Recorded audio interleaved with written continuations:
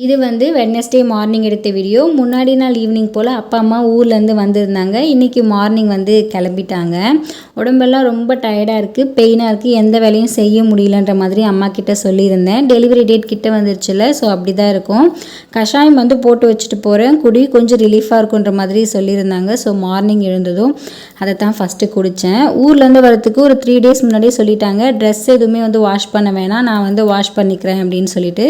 So morning எழுந்ததுமே dress எல்லாத்தையுமே wash பண்ணிவிட்டு பிரேக்ஃபாஸ்ட்டும் வந்து பண்ணிட்டாங்க. இட்லியும் பட்டாணி உருளைக்கிழங்கு குருமா வந்து பண்ணியிருந்தாங்க.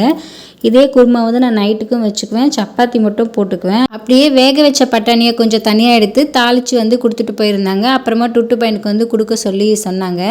ஆஃப்டர்நூன் லஞ்சுக்கும் பார்த்தீங்கன்னா சுண்டக்காய் காரக்குழம்பு வச்சுட்டு ரசம் வந்து பண்ணிட்டு போயிருந்தாங்க. மதியம் சாப்பிடும்போது ரைஸ் மட்டும் வச்சுக்க சொல்லிட்டாங்க.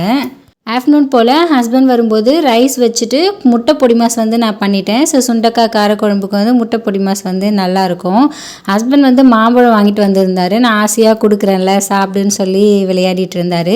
இன்னும் 2 days தான் அம்மா வந்து வந்துடுவாங்க. அம்மா எப்போ வருவாங்க தான் நானும் வெயிட் பண்ணிகிட்ருக்கேன்.